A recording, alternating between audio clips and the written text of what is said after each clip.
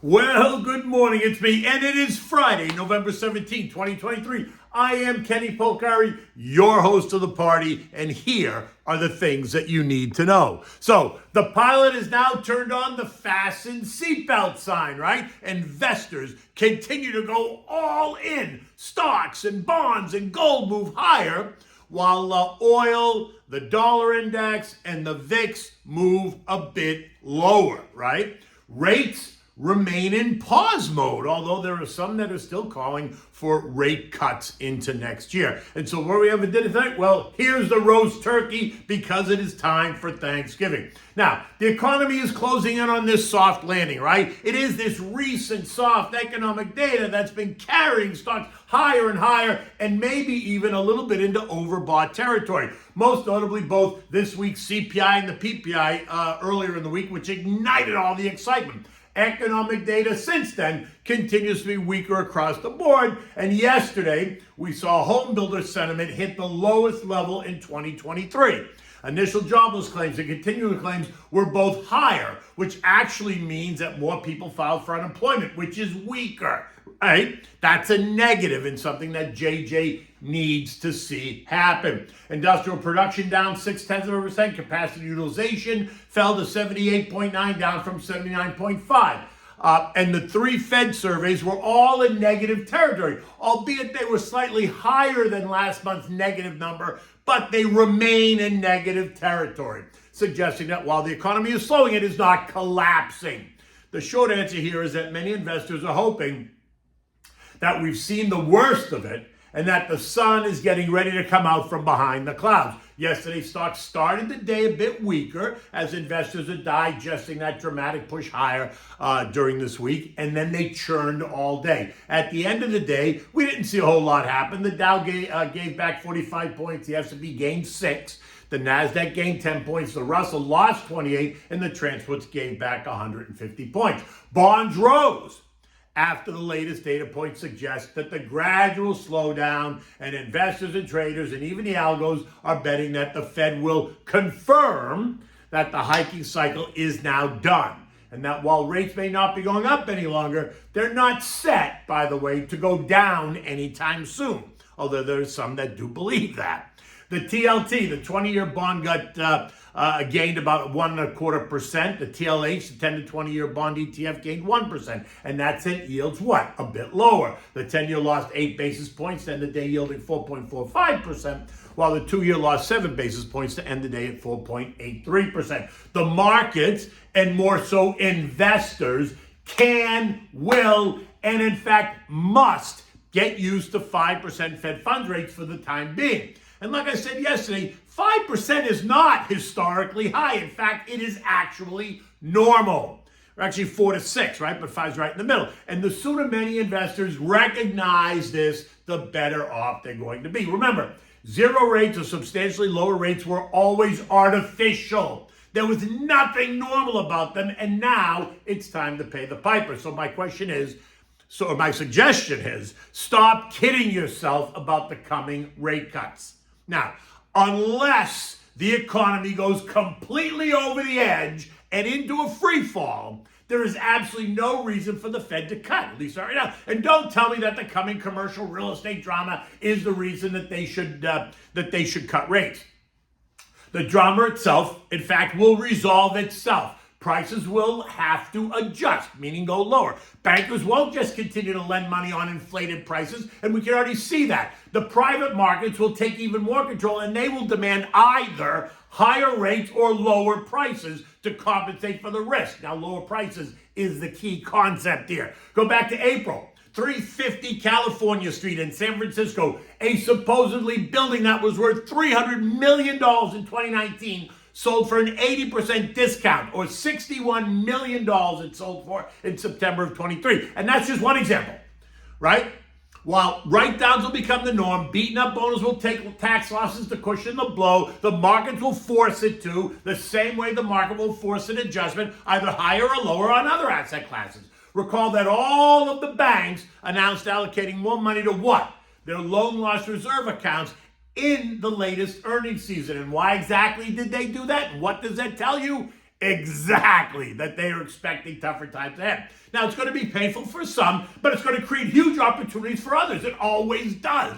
Just look at what happened to all of the empty office buildings in the financial district in New York City after 9/11. They were all sold at discounted prices, whacking the owners, but allowing them to take all kinds of tax losses. And they were converted into what? Upscale condos and rentals, rewarding the developers while providing new housing and invigorating a stunned part of the city into a new, vibrant neighborhood, right? It's the circle of life.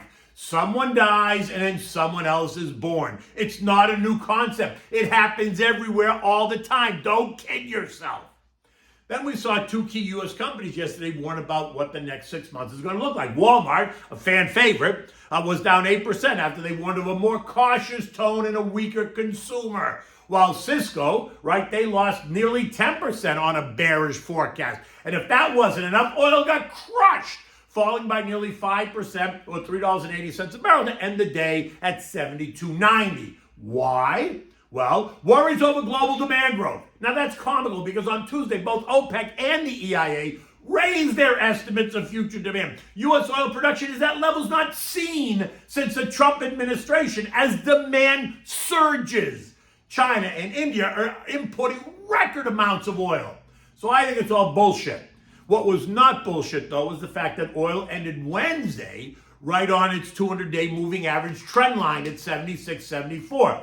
And yesterday, when it breached that level, right, think it failed, the algos went into overdrive. The technical break causing the algos to go berserk, sending wave after wave of selling into the markets. And buyers did what? They just stepped aside, causing a dramatic move in oil lower. The break is being credited to a rise in crude inventories and production in the U.S., and that caused some analysts right away to say, oh my God, rising inventories must mean that demand is waning.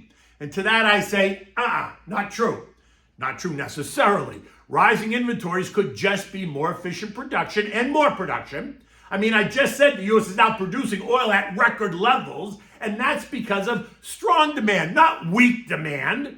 So again, I think it's bullshit. But the chart says that this break now that we saw could see oil actually trade down to the $68.50, $72 range.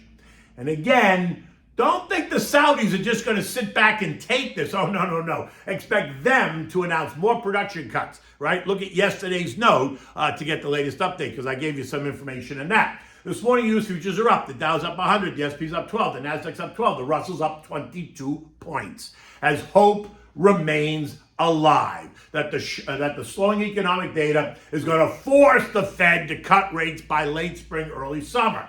Some analysts telling investors that eventually we'll get rate cuts. Well, no kidding, but eventually doesn't mean anytime soon, but whatever. It's exhausting, right? But the mindset has driven $23 billion into stock funds over the last week and a half, with the largest amount of money going into the mega cap names in their respective sectors, right? They've benefited the most, and that makes sense, especially if you want market exposure but don't want to go way out on the risk scale. Stocks are higher, so enjoy the ride. Eco data today includes housing starts and building permits, both expected to be down. Gold rallied hard yesterday, up $20.01, as the idea of peaking rates and falling rates fueled that advance. The dollar index continues to push a bit lower on that same narrative, right? European markets are all up strongly, higher than 1% plus across the board. UK retail sales and Eurozone inflation to due out any time now. The ECB President Christine Lagarde speaking at a conference telling us that Europe is at a, quote, critical juncture with deglobalization, demographics, and decarbonization looming on the horizon. She went on to say that they need a massive investment in a short space of time, calling it a generational effort. Okay, I'm not sure what any of that means, but investors are going all in on stocks. That's all I know. Stocks across Europe are higher. Now, the S&P closed at 4508 yesterday, up 6 points. And this morning it looks like we're going to push up into the end of the week.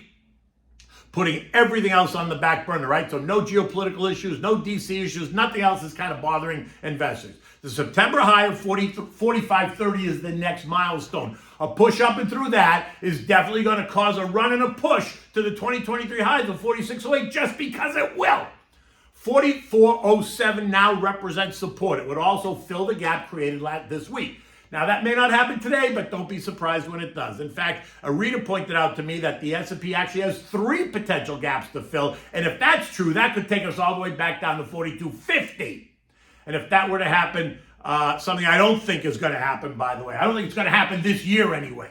So it appears that we're in the 44.07, 46.08 trading range for now until we aren't. Right? Okay, so what do we have for dinner? Well, now it's Thanksgiving, so I'm going to give you the roast turkey, right? For this, you're going to need the turkey. You need carrots, celery, onions, butter, salt, and pepper. You need apple. You need an orange. You need minced garlic, sage, rosemary, thyme, chicken broth, and a splash of champagne. For what? No other reason than it's a splash of champagne. Now, begin by rinsing and draining and defrosting the turkey. Never cook a frozen turkey. Take it out of the freezer on Tuesday morning and let it sit in the fridge to defrost. By Wednesday night, you should be good to go.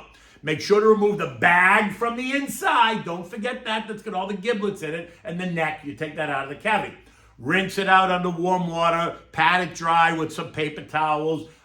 And now, on Wednesday night, you want to prepare it, allow it to marinate overnight for Thursday morning. Now, take all those dry seasonings and mix them together. The salt, the pepper, the rosemary, sage, and thyme, right? Place the turkey in a large roasting pan. Now, take some softened butter and massage the turkey, the breasts and the legs and the thighs. Rub the butter all over. Now, massage the seasonings into the turkey, making sure that you season all the parts. Cover it with foil, place it back in the fridge. Thursday morning, you're going to get up nice and early. You're going to cut up an apple or 2, depending on the size of the turkey. You're going to cut up an orange into slices. You're going to put it all inside the cavity. You're going to rough chop the veggies, right? The carrots, celery, and onions, and place it all around the turkey. And you can put some also in the cavity. You're going to add the chicken broth and a splash of your favorite champagne. Again, don't ask me why it's champagne. Just enjoy it. If you don't want it, don't do it. Preheat your oven to 400 degrees, right? While you're doing all this, preheat the oven to 400 degrees so it's ready when you need it. Now, tent the turkey with tinfoil and put it in the middle rack and let it roast for 30 minutes or so at 400 degrees. Then reduce the heat to 325 and let it cook. 12 to 15 minutes per pound, so figure it out. A 10-pound turkey is 120 minutes, right? Now, remove the foil. Remove the foil after that and allow it to crisp up. Leave it in the oven, but allow it to brown, turn nice and golden brown. Once that's done, remove it from the oven. Let it rest for about 15 minutes, but cover it with foil just so you keep it warm, right? Now, when we cut it up, you're going to serve it with all the usual fixings: the stuffing, the mashed potatoes, and peas and mushrooms, the asparagus, the Brussels sprouts, the cranberry sauce, the sweet potato pie, the stuffed Italian Cuban peppers that I gave you just the other day, and any other vegetable you like. It's Thanksgiving. The more vegetables you have, the better off you'll be. In any event, it's Friday morning. It's actually going to be a nice day here. It kind of rained on and off again yesterday. Today it looks like the sun is finally going to come out. But we are now through officially the hurricane season. So we're into the beautiful weather here in Florida for the next 6 months. In any event, until Monday, take good care.